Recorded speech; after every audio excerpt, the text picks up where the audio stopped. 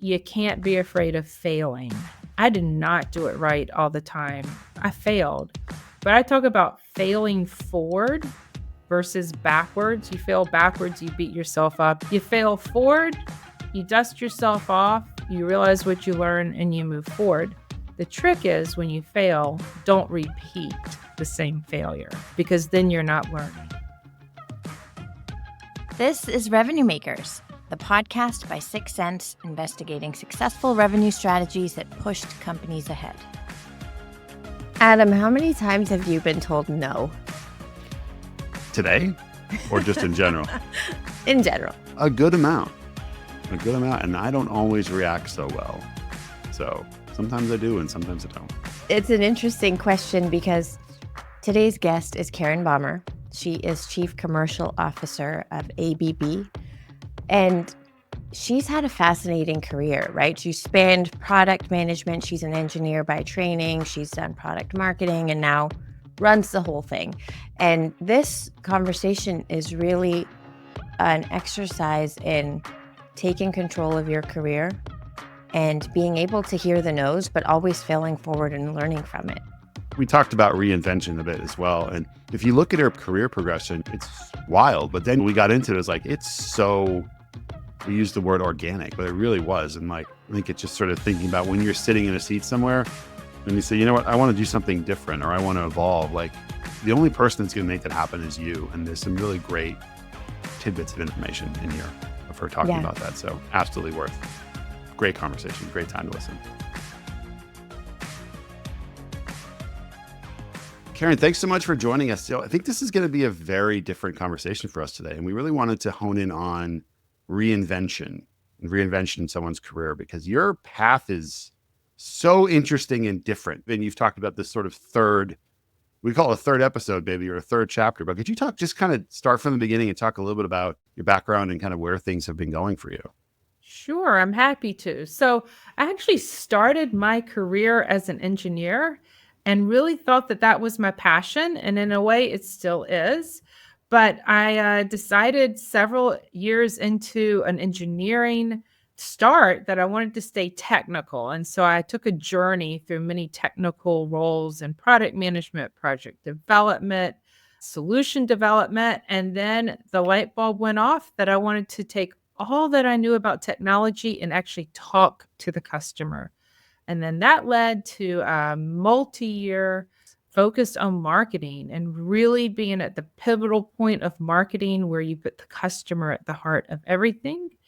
And those two chapters, the technology chapter and the marketing chapter, led me to my third chapter, which is where I am today, which is really a big commercial role that pulls everything from product development and strategy and marketing and all of the operational elements that go into making those customer-facing critical functions a positive experience for the company and for the customer into reality now in my third chapter of commercial operations.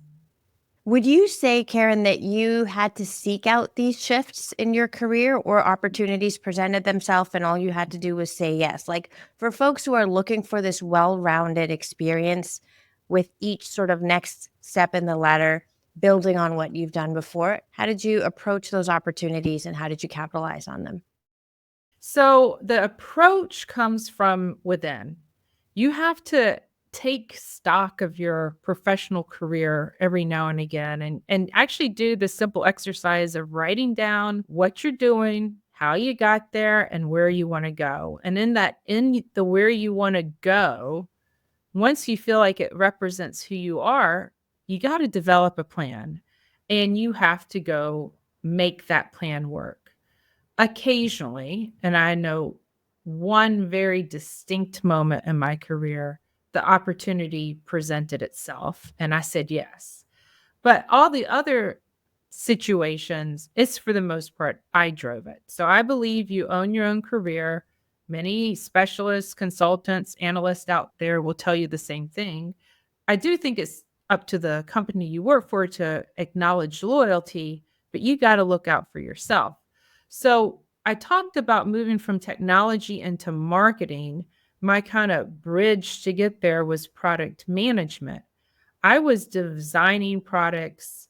I was curious, an innate curiosity of how customers were using the products that I designed. I talked to my fellow engineers. They had no interest. They just wanted the next thing to work on. And I still wanted to know if the design I worked on worked for the customer. So my bridge became product management. And once I was introduced to the customer directly, I said, I have to do this. And I thought of two ways: I could go into sales or I could go into marketing. I chose marketing. I wasn't educated in marketing. There's a lot of decision or talk. Is marketing the same as advertising? Is it the same as communications? And actually, marketing is a science. And from Sixth Sense, you know there's data that supports it. But that activity led to direct interaction with customers. And then when I decided to say, okay, I don't want to retire as a marketeer, but what can I do next in this chapter? It was actually pulling the entire commercial front end together to actually place the customer at the heart of everything the company does, and making sure that we're developing products that meet their needs versus just developing products because the technology is there. But that's a really long answer to say I had to drive it. And part of driving it is being aware that you can apply for a job and you might not get it, but you can't walk away and say, oh, they didn't select me, I'm not going to try again, which I think happens often. It's actually when you get the phone call of you were not selected, to ask the question, why? And 9 times out of 10, the hiring manager will tell you. And then you just lock that in the back of your brain and say, okay, if I want this again in the future, I need to work on X, Y, and Z. The whole thing actually sounds completely organic now to think about, right? It's like building product, wanting to know about product and how it's being used, people, managing how the products are or what products are going to be made. It's just like looking at that now, that actually just seems such an unusual path, but it just makes sense actually, because it's like you go from devising these things, building them, figuring out how they're being used. You said all, engineers around you, a lot of them didn't care about how it was being used, why it was being used. Do you think for you personally, that was just an innate curiosity about just, I'm building this thing. The thing is not the most important thing, but actually how it's being used. You think that's what differed you from the group, your peer groups around you that were just like, I just want to build stuff and leave me alone?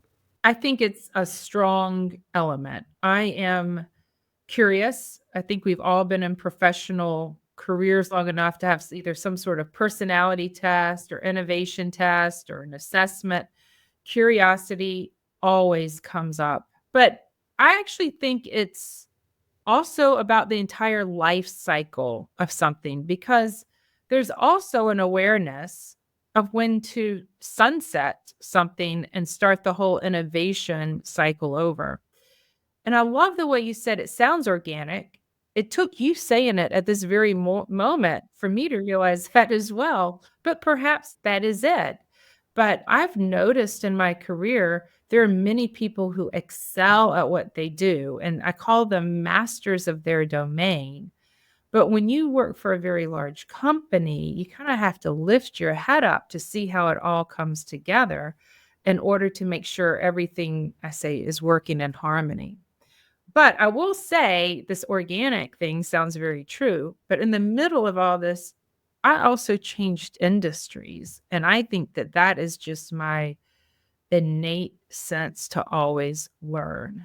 And it took someone I worked with about 12 or 13 years ago to say, hey, Karen, you're like a sponge. You always are learning more and taking in more. And I consider that a compliment, because if you don't continue to learn, you're not going to know what opportunities are out there. And that's how I learned about intent data, is like, how am I getting targeted? What can B2B do? It's just that insatiable kind of curiosity to learn. You spoke about being self motivated, being curious, taking ownership of your career. But you're so gracious because you recently posted an article on LinkedIn talking about the myth of the self-made man. And so while you spoke about the need to really own your own path, you recognize the breadth of all the people around you and how that's influencing how you get to that next level. Can you talk a little bit about the article? It was fantastic. Well, thank you. So I was inspired from the original article, The Myth of the Self-Made Man was actually written by someone in my network on LinkedIn. And I, first of all, read that as the baseline. That's fantastic. And it talks about growing up in the 70s and 80s and just the fact that it was the self-made man versus the person just kind of identifies how far we've come in our society. And then the portion that I wrote was actually, yeah, I didn't do it by myself, man or woman. No one can do it by themselves. And so it could be viewed as paying it forward. It could be viewed as putting your faith in someone. But I'm keenly aware from like my late teens, early 20s, knowing I wouldn't be where I am now if someone didn't help me. And I don't have an entourage, but I'm also not self-made. And I gave an example of being in college, and the degree I was in didn't have graduate students that particular year, but there was a lab that needed a TA, and my major needed a class president. And I was a junior, and I had a professor that said, "We're not waiting till next year, and we're not waiting for you to be nominated. The staff has said this is what you need to do." And I did it. And that was like my first taste of leadership. It was governed. We had rules, like everything a college environment would have. But it was someone putting their faith in me and giving me a chance. And it was a safe environment. I could have failed and still been a winner. But I didn't fail. And you have to get your first job. And I had a manager who took a risk on me, and he took a risk on me as a female mechanical engineer. I was the first female ever hired, the only female in a group of 230 men. People are saying he took a risk on me. Well, I took a risk on myself going into an environment like that. So the article is great. And then my additions of what it means, I think, just brought it into reality. No one can progress themselves, but you have to know when you've done well, and you have to take initiative to keep moving forward if that's what you want to do. So that initiative, did you find like that would come in moments of curiosity where like you're in the engineering world and when you're just that an interest in the customer? Can you point to very specific moments or situations that sort of spark that, okay, now it's really time to take it to the next level, to make that transition? Yes. And the most memorable experience were experiences. And after about the fifth time, my light bulb clicked. I was being called in as the subject matter engineer to fix things at customer sites that were not working in the context of how they were sold. I was working on high speed labeling equipment. The manufacturer said it was the labeler equipment fault. The labeler equipment said it was the fault of the manufacturer. And then they both said it was the fault of the company I work for. So I was going in and fixing problems. And after about the fifth time, I'm like, this trip should have never occurred. Why aren't we producing something flawlessly the first time? And then no one has any downtime. No one's pointing fingers. It works the first time, and it works the way the customer wants. And that was kind of my epiphany. I certainly didn't mind traveling. I was young. I thought it was adventurous. And I usually got sit on the trips because someone else didn't want to get on a plane. But instead of saying, oh, I'm the lowest person on the totem pole, I took it as an opportunity to learn. And then once that learning came to be, I'm like, we're designing the whole thing wrong. Our relationship with the manufacturer is wrong. How can we fix this? I love that. And I find the best folks on any team are the ones that will not hold themselves to the box. Maybe that is the definition of the role, and look to areas beyond it. Karen, you have a huge team that reports to you. How do you cultivate similar characteristics? How do you cultivate talent in the way that you yourself developed your curiosity and then acted on it? Yeah.